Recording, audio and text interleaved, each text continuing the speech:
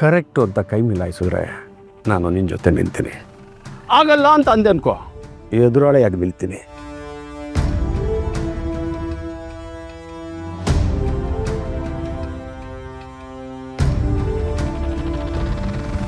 ಯಾಕೆ ಹೀಗೆ ಮಾಡಿದೆ ಕಲ್ಯಾಣಿ?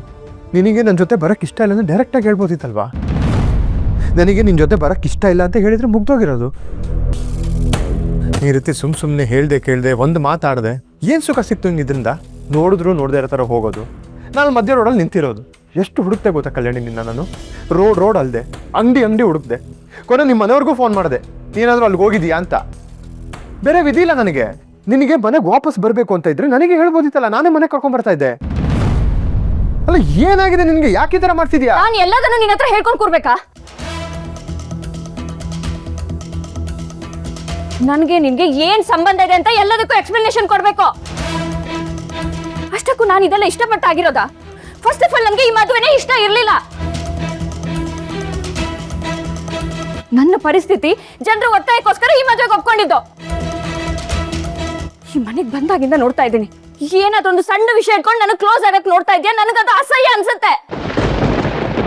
ಒಂದು ವಿಷಯ ನೆನ್ಪಿಟ್ಕೋ, ನೀನ್ ಏನೇ ಮಾಡಿದ್ರು, ಎಷ್ಟೇ ತಿಪ್ಪರ್ಲಾಗ ಹೊಡೆದ್ರು ನೀನ್ ರಾಜೇಶ್ ಆಗೋದಕ್ಕೆ ಸಾಧ್ಯ ಇಲ್ಲ. ನಾನು ಅವನನ್ನ ನೋಡೋ ತರ, ಅವನನ್ನ ಪ್ರೀತಿಸಿರೋ ತರ ನಿನ್ನನ್ನು ಪ್ರೀತಿಸಕ್ಕೆ ಸಾಧ್ಯನೂ ಇಲ್ಲ.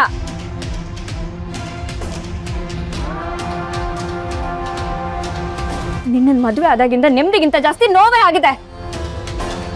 ನೋವಿಗಿಂತ ನೀನ್ ಗಿಂಜೋದ್ ನೋಡಿದ್ರೆ ಅಸಹ್ಯ ಆಗುತ್ತೆ, ಕೊಳಕು ಅನ್ಸುತ್ತೆ.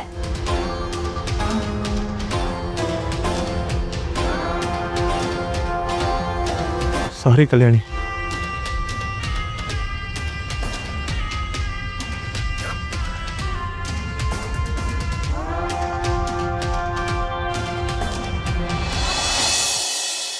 MTV ಸುಬ್ಬಲಕ್ಷ್ಮಿಗೆ ಬರಿಗೋಳು. ರಚನಲ್ಲೇ ವಾರೆ ವಾ ಬೇರೆ ಲಡ್ಕಿ. ಏನೋ ಕೃಷ್ಣ ಇದು ಜಾಲಿ ಜಾಲಿ ಕುಣ್ಕೊಂಡು ಬರ್ತಾ ಇದ್ಯಾ?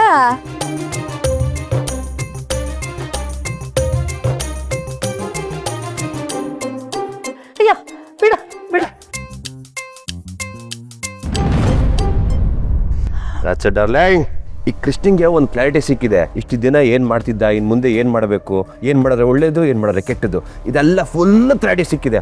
ಒಂಥರ ತೇಲಾಡ್ತಾ ಇದ್ದೀನಿ. ಒಂದೆರಡು ಸ್ಟೆಪ್ ಆಗ್ತೀಯಾ? ನೀನು ಕುಡ್ಕೊ.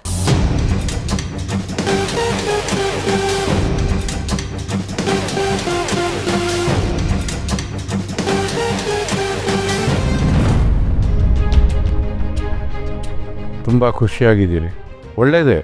ನಿಮ್ಮ ಖುಷಿ ಇನ್ನೊಬ್ಬರು ನಿದ್ದೆನ ಹಾಳು ಮಾಡಬಾರ್ದಲ್ಲ. 12:12 ಆಯಿತು. ವಯಸ್ಸಾದವರಿಗೆ ನಿದ್ದೆ ಭಾಳ ಮುಖ್ಯ. ಹೋಗಿ ಮಲ್ಕೊಳ್ಳಿ. ಉಳಿದಿದ್ದ ಖುಷಿನ ಬೆಳಗ್ಗೆ ಅನುಭವಿಸೋದ್ರಾಯ್ತು.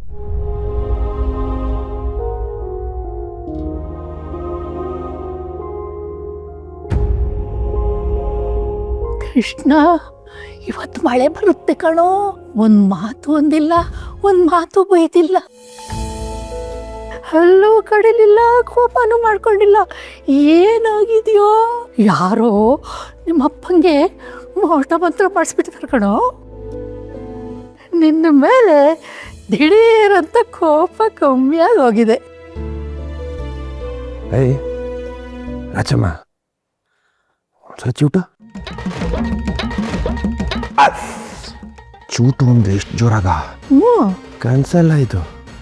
ನಿಜಾನೇ ರಾಚಮ್ಮ, ನನಗೆ ಯಾಕೋ ಭಯ ಆಗ್ತಿದೆ ರಾಚಮ್ಮ. ಈ ಥರ ನಾರ್ಮಲ್ ಆಗಿದ್ದರೆ ಸಿಕ್ಕಾಪಟ್ಟೆ ಟೆನ್ಷನ್ ಆಗ್ತಿದೆ. ನಮ್ಮಪ್ಪ ಯಾವಾಗಲೂ ಬೈತಾ ಇರ್ಬೇಕು ನನಗೆ.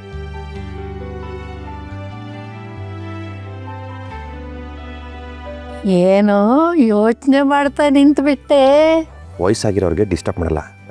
ಟೈಮ್ ಆಯ್ತಾ, ಹೋಗಿ ಮಲ್ಕೋಗು. ಕರೆಕ್ಟ್ ತಕ್ಷಣ ಡ್ಯಾನ್ಸ್ ಮಾಡೋಕೆ ಬಂದ್ಬಿಡ್ತೇನೆ ನೀನು.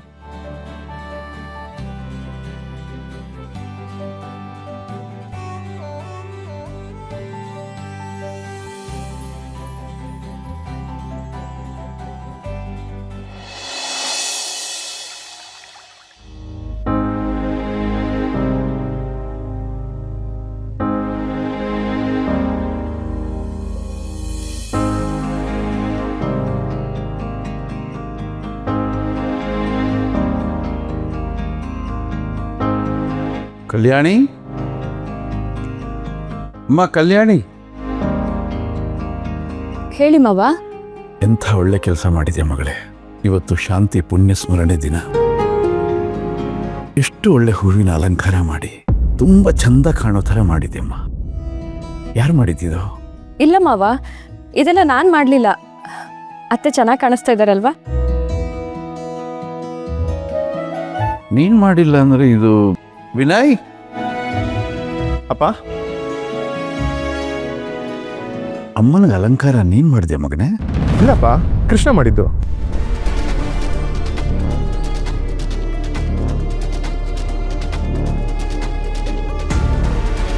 ಕೆಲವರು ಹುಟ್ಟೋವಾಗಲೇ ಪಾಪದ ಜೊತೆಯಲ್ಲೇ ಹುಟ್ಟುತ್ತಾರೆ. ಅವ್ರು ಬದುಕಿರೋವರೆಗೂ ಅದನ್ನು ಹೊತ್ಕೊಂಡೇ ಬದುಕಬೇಕು. ಅದನ್ನು ಇಳಿಸೋಕ್ಕೂ ಆಗಲ್ಲ, ಕರಗಿಸೋಕ್ಕೂ ಆಗಲ್ಲ. ಅಂಥದ್ರಲ್ಲಿ ಈ ಥರ ಅಲಂಕಾರ ಮಾಡಿ ದೀಪ ಹಚ್ಚಿ ಧೂಪ ಹಾಕಿ ಕಡಿಮೆ ಮಾಡ್ಕೋಬೇಕು ಅಂತ ಅಂದ್ಕೊಂಡದ್ದು ಮೂರ್ಖತನ. ವಿನಯ್, ಅಪ್ಪ, ಅಮ್ಮನ ಜನ್ಮದಿನನ ಅನಾಥಾಶ್ರಮದಲ್ಲಿ ಮಾಡಬೇಕು ಅಂತ ಅಂದ್ಕೊಂಡಿದ್ದೀನಿ. ಅಮ್ಮನ ಹೆಸರಲ್ಲಿ ಎಲ್ಲ ಮಕ್ಕಳಿಗೂ ಅನ್ನದಾನ ಮಾಡಬೇಕು. ವ್ಯವಸ್ಥೆ ಮಾಡಿದೆಯಲ್ಲ? ಹಾಪ, ರಾಮ್ ಭಟ್ರಿಗೆ 2 ವಾರದ ಮುಂಚೆನೇ ಎಲ್ಲ ಹೇಳಿದ್ದೀನಿ. ಎಲ್ಲ ರೆಡಿ ಇದೆ ಅಪ್ಪ. ಗುಡ್. ಈಗ ಹೊರಡೋದಕ್ಕೆಲ್ಲ ಸಿದ್ಧತೆ ಆಗಿದೆಯಾ? ನನ್ನ ಕೈ ಕಾಲುಗಳು ಯಾಕೋ ಇವತ್ತೇ ಪದ ಹೇಳ್ತಾ ಇವೆ ಸೂರ್ಯ. ಯಾಕೋ ನನ್ನ ಕೈಲಿ ಇವತ್ತು ಜಾಸ್ತಿ ನಡೆಯೋಕ್ಕಾಗಲ್ಲ. ನೀವೆಲ್ಲ ಹೋಗಿ ಬನ್ನಿ, ನಾನಿಲ್ಲೇ ಇರ್ತೀನಿ. ದೇವರು ನನ್ನ ಕಷ್ಟ ಅರ್ಥ ಮಾಡ್ಕೋತಾನೆ. ನೋವು ಕೊಡೋನು ಅವನೇ, ನೆಪ ಹೇಳಿಸೋನು ಅವನೇ. ಆಯ್ತು, ದೊಡ್ಡಮ್ಮ ಇಲ್ಲೇ ಇರಲಿ. ಹಾಂ, ಮಾವ, ಪ್ರತಿ ವರ್ಷ ಅತ್ತೆ ಹೆಸರಲ್ಲಿ ಅನ್ನದಾನ ಸೇವೆ ಮಾಡ್ತೀರಾ? ಹೌದು ಮಗಳೇ.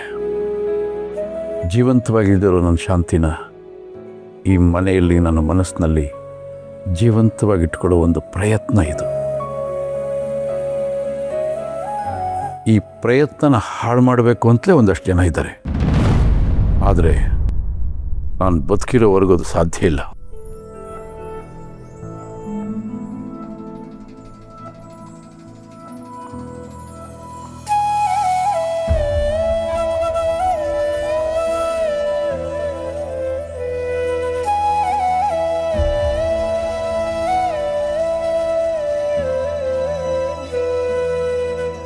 ಅಪ್ಪ ಹೇಗೆ ಅಂತ ಗೊತ್ತು ತಾನೆ, ತಲೆ ಕೆಡಿಸ್ಕೋಬೇಡ.